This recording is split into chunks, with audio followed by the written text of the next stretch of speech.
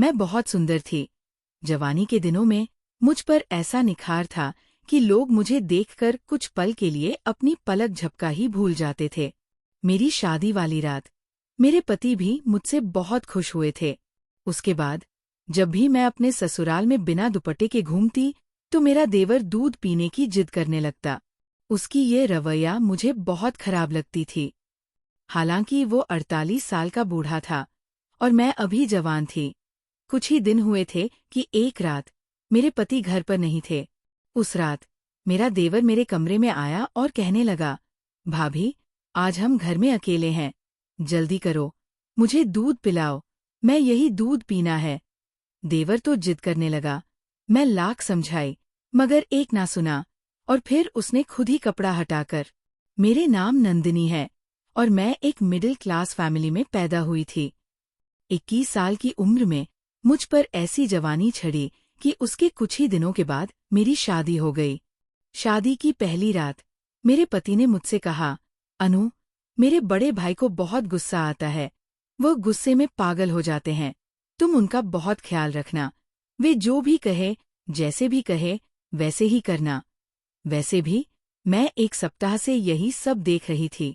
जब भी मेरा देवर वीरेंद्र मेरे पति अर्जुन को एक आवाज देते तो उनकी रंग पीली पड़ जाती और जल्द ही मेरे पति कमरे से बाहर निकल जाते।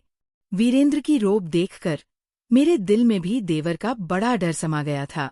उस दिन 8वां था जब सुबह सुबह मेरे पति ने मुझसे कहा कि आज हम बाहर घूमने जाएंगे। तब मैं भी बहुत खुश थी। लेकिन तभी उसी वक्त मेरे देवर ने अर्जुन को पुकारा तो वो जल्दी से कमरे बाहर भागते चले गए। फिर बाहर से मुझे अपने देवर के चीखने चिल्लाने की आवाजें आ रही थीं।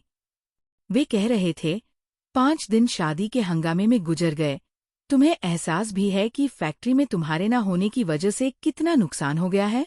और आज फिर तुम ड्यूटी पर ना जाकर अपनी पत्नी के दामन में समाये हो। अभी के अभी तुम फैक्ट्री पहुंचो और सारे वर्कर्स के सिर पर खड़े हो जाओ ताकि वे ठीक से काम करें।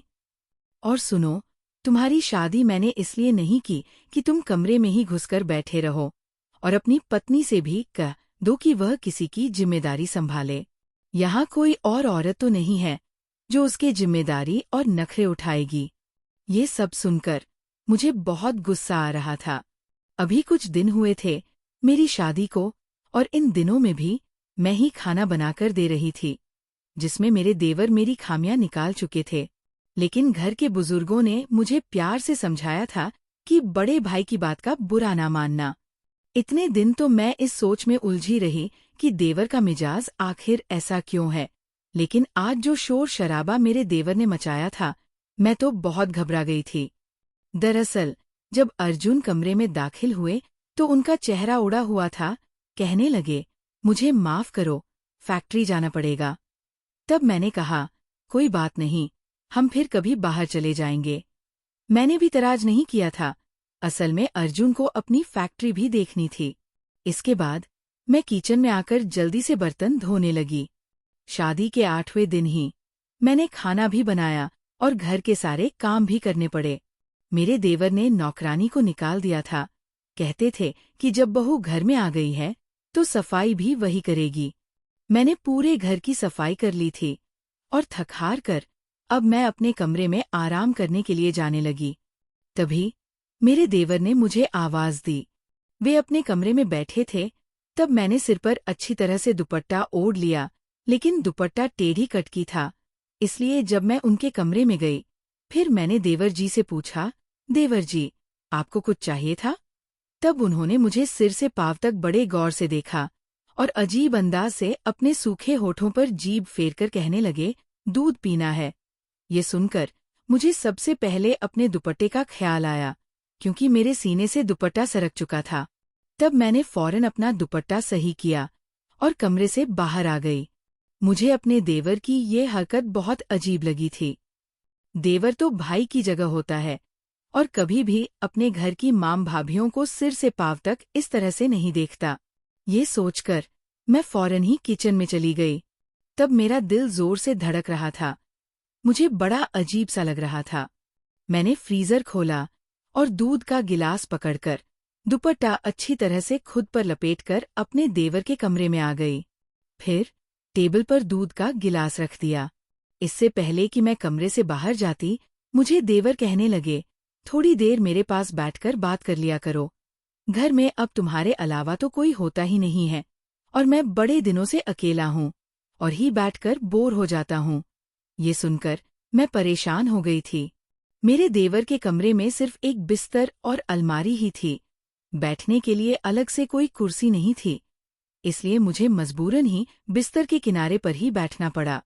फिर वे मुझसे इधर-उधर की बातें करने लगे, लेकिन जैसे ही उन्होंने दूध का गिलास पकड़कर मुंह को लगाया, फिर वो फौरन से हटा लिया। कहने लगे, इतना ठंडा दूध मैं नहीं पी सकता, मुझे तो गर्म दूध पसंद है। ये कहते हुए फिर उनकी नजरें मेरे चेहरे से होते हुए पूरे बदन पर घूमने लगी। उनकी नजरों में न जाने ऐसा क्या था कि मैं उलझन का शिकार होने लगी थी। मेरे माथे पर पसीने के कतरे साफ दिखाई देने लगे थे। फिर मेरा देवर कहने लगा, जाओ ना, इसे गर्म करके ला दो। मैंने दूध का गिलास पकड़ा और खड़ी हो गई। वैसे तो 8 दिन से मेरे देवर बड़े गुस्से में बात कर रहे थे। जब घर में होते तो उनका लहजा बड़ा ही धीमा था। लग नहीं रहा था कि ये मेरे वही देवर हैं जो 8 दिन से अर्जुन को चिल्ला चिल्लाकर बुला रहे थे और गुस्से से अर्जुन से गर्म किया, फिर गिलास में डालकर अपने देवर के पास ले गई। जैसे ही मैंने गिलास उनके आगे बढ़ाई, उन्होंने दूध के साथ मेरा हाथ भी पकड़ लिया। तब मुझे तो जैसे पूरे बदन में करंट सा दौड़ने लगा था। मैंने फौरन घबराकर हाथ पीछे करना चाहा, तो उन्होंने मेरा हाथ छोड़ दिया। फिर मैं कमरे से बाहर जाने लगी तो कहने लगे, अरे, बाहर कहाँ जा रही हो? यहाँ बैठो मेरे पास, मुझसे बातें करो। ये तन्हाई का सांप तो मुझे अब और भी ज्यादा डसने लगा है। ये कहकर देवर ने ठंडी आह भरी। अब मुझे और भी ज्यादा अजीब सा लग रहा था। मुझे तो उनकी बातें सुनकर अजीब सा महसूस होने लगा था। फिर कहने लगे, तुमने शादी के अगले दिन जो पिंक रंग की साड़ी पहनी थी, वह बहुत अच्छा था। आज वही पहनकर आओ ना। ये सुनकर मुझे और भी ज्यादा गुस्सा आने लगा था। ये फरमाइश तो मेरे पति अर्जुन को मुझसे करनी चाहिए थी, ना कि मेरे देवर वीरेंद्र को। और तो और, अभी फैक्ट्री पर भी मेरे देवर को ही जाना चाहिए था, मगर वो ऐसा नहीं किए थे, बल्कि वो मेरे पति को भेजकर मुझे अपने कमरे में बुला लेता, मुझे अजीब नजरों से देखता, बार बार अपने सूखे होठों पर अपनी जीभ फिरता और फिर कहता, मुझे दूध पीना है, गर्म करके दो। मैं दूध का गिलास देकर जाने लगती तो वह मेरा हाथ पकड़ लेता, कहता, मेरे पास बैठकर मुझसे बातें करो। मैं क्या कर सकती थी? मैं काम का बहाना बनाने लगती कि मुझे खाना बनाना है, बर्तन धोने हैं। असल में मुझे ये सब अच्छा नहीं लगता था। अब मेरा दिल बेचैन सा होने लगा था। सोच रही थी कि मुझे अर्जुन से बात करनी चाहिए, लेकिन कैसे करती? वह तो अपने भाई के सामने कांपता था। अर्जुन तो बोल भी नहीं सकता था। एक दिन मैं किचन का सारा काम कर रही थी कि मेरा देवर अचानक किचन में आ गया। उसने मुझे पीछे से पकड़ लिया, फिर झटके से मुझे टेबल लगा लिया और फिर जो कुछ मेरे साथ किया, मैं बता नहीं सकती। मैं अपनी इज्जत बचाकर अपने कमरे में चली गई। अपने कमरे का दरवाजा भी बंद कर दी, कुंडी लगा और बेड पर बैठ गई। बेचैनी मुझमें बुरी तरह से आ गई थी। मेरा पूरा वजूद कांप रहा था। मैं सोच भी नहीं सकती थी कि मेरा देवर मेरे साथ कभी कोई गलत हरकत कर सकता है। मेरी आंखों से आंसू बहने लगे थे। मैंने सोच लिया था कि अर्जुन से बात करूंगी। मैंने पूरे दिन कोई काम नहीं किया था, खुद को कमरे में बंद कर लिया था। कई बार वीरेंद्र ने मेरे कमरे का दरवाजा खटखटाया था कि उसे भूख लगी है और मैं उसे खाना दूं, लेकिन मैंने कुछ नहीं दिया। मेरी जगह कोई भी होता तो वो यही सब कुछ करता जो मैंने किया था। फिर रात को दरवाजा जोर जोर से बजा। अर्जुन की आवाज सुनकर ही मैंने दरवाजा खोला। जैसे ही मैंने दरवाजा खोला, दोनों भाई मुझे गुस्से से देख रहे थे। अर्जुन कहने लगा, अनु, दरवाजा खोलो, ये क्या बदतमीजी है? क्यों तुम सुबह से दरवाजा बंद किए कमरे में बैठी हो? अर्जुन की आवाज सुनकर ही मैंने दरवाजा खोला। जैसे ही मैंने दरवाजा खोला, दोनों भाई मुझे गुस्से से देख रहे थे। कहने लगे, तुम्हें जरा भी एहसास और शर्म नहीं है? मेरा भाई सुबह से भूखा बैठा हुआ है और तुमने इन्हें खाने तक को नहीं दी। उन्हें ब्लड प्रेशर की बीमारी है। अगर उनकी तबीयत खराब हो जाती तो उसके जिम्मेदार कौन होता? तब मैंने कहा, मैं इनकी जिम्मेदारी नहीं संभाल सकती। बेहतर यही है कि आप इनका और कोई इंतजाम कर लीजिए। मेरे ये कहते ही पति अर्जुन गुस्से से भड़क उठे। कहने लगे, ये क्या बदतमीजी है? पीछे से वीरेंद्र भी कहने लगा, देख रहे हो, अभी इसे आए हुए 10 दिन ही नहीं हुए और इसने अपने रंग भी दिखाने शुरू कर दिए हैं। मुझे पहले ही पता था कि ये लड़कियां शादी के बाद ऐसा ही करती हैं और अलग होने के ख्वाब पहले ही आंखों में सजा लेती हैं। तब अर्जुन कहने लगे, आज तुमने ये बात कह दी है अनु, आइंदा से अगर कहा तो मैं तुम्हें डिवोर्स दे दूंगा। ये सुनना था कि मेरी आंखों से आंसू बहने लगे। मेरे पापा की पहले से ही 5 बेटियां थीं और मेरे पापा वह बहुत ही खुददार इंसान थे। बड़ी मुश्किल से ही दहेज इकट्ठा करके एक बेटी की शादी थी। मेरी माँ भी मुझे विदा करने के वक्त बोल चुकी थी, कभी भी लड़कर हमारे घर वापस मत आना, अपने पति और देवर की हर बात मानना, अपना घर बसाने की कोशिश करना, चाहे कुछ भी हो। लेकिन जो कुछ मेरा देवर चाहता था वह मैं नहीं कर सकती थी। उसकी हरकतें और बदतमीजी दिन ब दिन गुस्से में थे। अगर मैं उन्हें बताती तो यकीनन मुझे ही झूठा कह देते।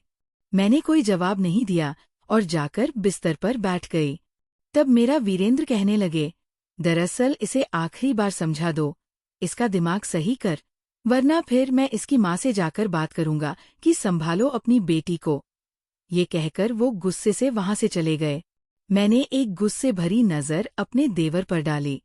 तब अर्जुन कहने लगे, तुम्हारे सिर पर कौन सा इतना बोझ डाल दिया है जो तुमसे घर संभाला नहीं जाता? मैंने कहा, काश मेरी सास और ननद होती तो आज मैं जिस हाल से गुजर रही हूँ ये ना गुजरती। तब अर्जुन गुस्से से कहने लगे, ऐसे कौन से गुनाह कर दिया है मेरे भाई ने? तब मैंने कहा, अर्जुन, ऐसा करो तुम अपने भाई की शादी करवा दो। मेरा ये कहना था कि अर्जुन ने एक जोरदार थप्पड़ मेरे मुंह पर मार दिया। कहने लगे, शर्म नहीं आती तुम्हें ऐसी बातें करते हुए? ये मेरे भाई की उम्र शादी की है। भला भाई के लिए खाना बनाना भी तुम पर इतनी बोझ बन गई है कि तुम्हें पकाना भी भारी पड़ रहा है? तब मैंने कहा, तुम मेरी बात नहीं समझ रहे हो। फिर वो कहने लगे, ये कौन सी बात है जिसे मैं समझूं?